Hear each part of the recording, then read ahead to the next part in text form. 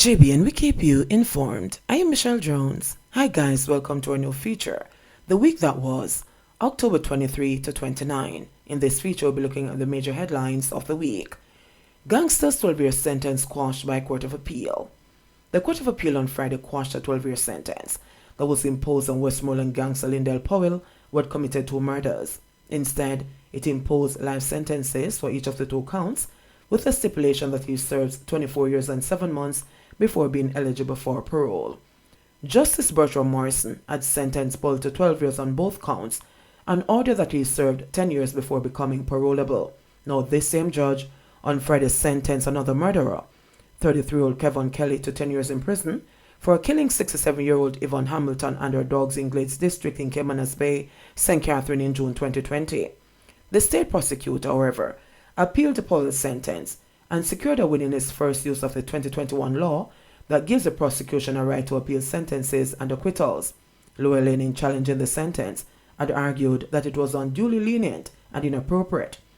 During the sentencing hearing, the DPP had recommended that Paul be sentenced to life with a pre-parole period of 20 to 28 years.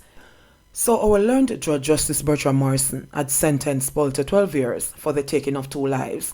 But who was Paul? So Paul was an ex-member of the notorious Kings Valley gang in Westmoreland, who goes by the name Lazarus. He pled guilty last November at the Westmoreland Home Circuit Court to the 2017 murders of Oral McIntosh and Ida Clark, who were killed in separate incidents. McIntosh, a licensed farm holder, was shot in his face with a single bullet at his home in Grangeville on January 7 and his gun stolen. Paul had admitted that he and his now deceased accomplice, Logan Miller, were out robbing people when they saw McIntosh and another man in the yard. According to him, he went to search McIntosh's van while Miller went to search the men. But Miller found a gun and shot and killed the licensed farm holder. He said they had not only taken his gun, but also a phone and $32,000. 3 months later, Clark was murdered at his hut in Grangeville. His father had stumbled upon the body, which was burnt beyond recognition in a fire on his farm. Clark was also chopped multiple times, but the postmortem showed that he died from multiple gunshot wounds to his chest. Paul had confessed to the murder, stating that he fired 5 shots in his chest. According to him, Clark was killed because him that make talk, say my cousin Bleachers can't bury, and then me I got dead and him already killed one of my friend Jabez. Justice Frank Williams, in handing down the ruling, indicated that Paul should serve 20 years and 7 months for McIntosh's murder and the 24 years and 7 months for Clark's murder before being eligible for parole. The sentences are to run concurrently, and I know a lot of people said that the sentences should have run consecutively. Moving on to the next story, which was on everybody's lips last week. Man killed by cops in St. Elizabeth wanted for murder. On Sunday, October 23, a man who was wanted for murder was fatally shot during a tussle with 2 policemen in Stevens Run near Nain in St. Elizabeth. The wanted man was identified as 25-year-old Twain Morrison, otherwise called Wasser Andre, of a Stevens Run address. Morrison was wanted for the July 12 murder of Tyrone Morgan, otherwise called Cookus, in the same community. Now, the police are reporting that about 3 p.m., lawmen responded to a call for assistance with a domestic dispute in Stevens Run, where it was alleged that Morrison assaulted relatives with an illegal gun and made threats to kill them. During the process of taking him into custody, he resisted and reportedly attempted to disarm one of the lawmen. The police discharged his weapon and he was hit. So all of this was captured on video and was shared extensively on social media. Now, this story was one of those stories where 2 policemen was trying to take a young man that was weighing probably about 90 pounds into custody. And when I saw this video, I was wondering, what type of training are these police officers getting that they could not handcuff one 90-pound man and take him into custody? It was rather strange.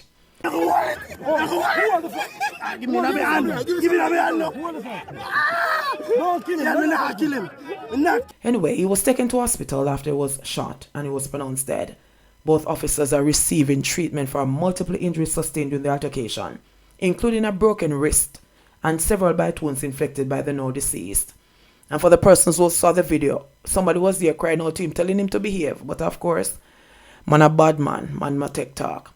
So Morrison was also previously charged by the St. Elizabeth police in connection with 3 robberies across the division. And I hope some of them boys will learn from this. You can't take on police and win.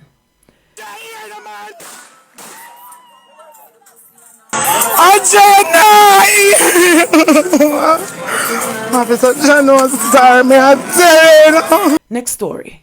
Drama at Oberlin High as 200 students pass out during devotion. The Education Ministry has launched an investigation to help determine the protocol for school devotions after approximately 200 students fainted during devotion at Oberlin High School on Wednesday morning. Now, the Minister of Education came out to say, while we encourage devotion in school, our school leaders have a responsibility to ensure caution as to content and likely impact on students, as evidenced by the reaction of students at Oberlin High School. Wednesday's bizarre fainting incident was described by a staff member as children dropping like flies. The incident reportedly occurred after a teacher shared a word from God. The staff member, who did not want to be named, said that the message the teacher shared was to encourage an end to killings in school. Speaking about the atmosphere of the school during the incident, the staff member said after classes had been dismissed, students even the school were still fainting, resulting in passers-by stopping to assist. This, she said, caused a halt to traffic in front of the school. She recalled students being scared. It is demonic. This is an experience I've never seen before. But parents need to put their children before God. We left God out of our home. We left God out of our schools. And persons are using the church as a scapegoat to do whatever they want to do, to live however they want to live. Once we're not covered, we're open to everything, the staff member said. She added that she too got terrified and that this incident only strengthened the desire to live closer to God. The affected students were reportedly transported to the Lawrence Tavern Health Center, Stony Hill Health Center, and the Kingston Public Hospital. Moving on, JDF confirms probe of sexual harassment allegations against senior officer. The Jamaica Defense Force has confirmed it is investigating allegations of sexual harassment against the senior officer. In a media release Monday afternoon, the JDF said preliminary investigations into the matter commenced as soon as the report was received. A source has revealed that more than a dozen female soldiers have come forward with allegations that they were victims of sexual assault by a high-ranking officer. The allegations range from fondling to unwanted sexual advances. However, the JDF released referenced only sexual harassment allegations and gave very little information, noting that matters of this sensitive and personal nature are thoroughly investigated with due regard for the privacy and protection of the complainant. But I don't think this is anything new. Not only is the JDF suffering from this, but also the JCF. Body of murdered missing St. Andrew businessman found. The body of a man was discovered on Tambourine Avenue, St. Andrew on Wednesday, and it has now been confirmed to be businessman Kamar Barrett, who was reported missing. Reports from the Halfway Tree Police saw that about 11:05 a.m., residents stumbled upon the body of the 36-year-old St. Andrew businessman in the area and summoned them. On arrival of the lawmen, the body was seen lying on the road with a gunshot wound to the back of the head. It was taken to the hospital where death was confirmed. Kamar Barrett. So many positive things has been said about this man on social media. But there's no uproar in this country. Why? He was not a social media influencer. Moving on to the next story. 12 babies died from bacterial outbreak at the Victoria Jubilee Hospital. Health Minister Dr. Christopher Tufton has confirmed that 12 babies died from a bacterial outbreak at the neonatal unit of the Victoria Jubilee Hospital in Kingston. The minister said 7 babies died in July, 2 in August, 2 in September, and 1 this month. The Pan American Health Organization PAHO was asked to assess the situation and to take corrective measures. Dr. Tufton said the shortage of specialized nurses at the neonatal unit, due to migration and other factors, contributes to the risk of infections. The health minister suggested that the chances of an outbreak significantly increase when there is 1 nurse to about 7 or 8 infants, as opposed to the ideal ratio of 1 nurse to 2 infants. Now, while all of this was taking place, the country was kept in the dark. Dr. Tufton insisted, however, that there was no intention to hide information. Instead, he said there was an attempt in addressing the situation in order of priority, which is to first secure the babies' mothers, starting with a review, of course, to determine what the problem was, and that is what we had set out to do. He said the ministry also did not want to create unnecessary panic, since the improvements were being made in terms of securing the neonates. Dr. Tufton also insisted that contrary to the reports being circulated, the outbreak was confined only to the Victoria Jubilee Hospital. Now, what an accomplishment. Meanwhile, the People's National Party has come out asking for Dr. Tufton's resignation. 2 senior female Sagicor Bank employees charged for a multi-million-dollar fraud. Fraud squad detectives are probing a multi-million-dollar fraud scheme uncovered at the Ligonier branch of Sagicor Bank in St. Andrew. 2 senior executives, including the manager of the bank, have been arrested and charged with multiple counts of fraud. The two employees were on Friday picked up by detectives of the Counter-Terrorism and Organized Crime Investigations Branch, CTOC. Bank manager Tristia Monique Moulton, 40, has been charged with conspiracy to defraud, access with intent to commit or facilitate an offense, unlawfully making available device or data for the commission of an offense, and computer-related fraud. She has also been charged with breaches of the Proceeds of Crime Act and larceny as a servant. The second accused, 42-year-old Malika McLeod, is a personal banker at the Ligoni branch of Sagicor Bank. She was charged with conspiracy to defraud, access with intent to commit or facilitate an offense, unlawfully making available device or data for the commission of an offense, computer-related fraud, breaches of the Proceeds of Crime Act, and larceny as a servant.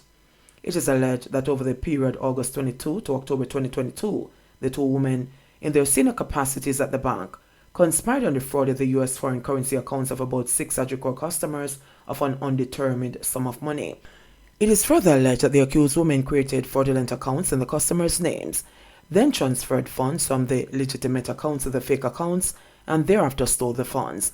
Investigators say one of the accounts has been verified to be defrauded of a total of 2.5 million Jamaican dollars. The fraud squad said the unauthorized withdrawals were discovered during a routine internal audit exercise. A highly placed source said that the alleged fraud could rise to more than $60 million. Moulton and McLeod were each offered station bail in the sum of $1 million and are to appear before the St. Andrew Parish Court on December 9. You know, this story is rather puzzling. How is it that two persons, two women, normally when you have cases like this, not putting men in a bad light, but it is normally the men who always find themselves in this type of situation. But two women came together, the bank manager and a personal banker. No, the personal banker would have known all of this information about these individuals. But we'll keep you updated with this story. And finally, theatre icon and pioneering broadcaster Leonie Forbes has died.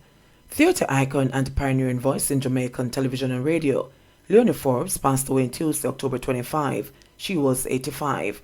Forbes became one of the first voices on the radio as an announcer in 1955 and the now-defunct Jamaica Broadcasting Corporation, JBC.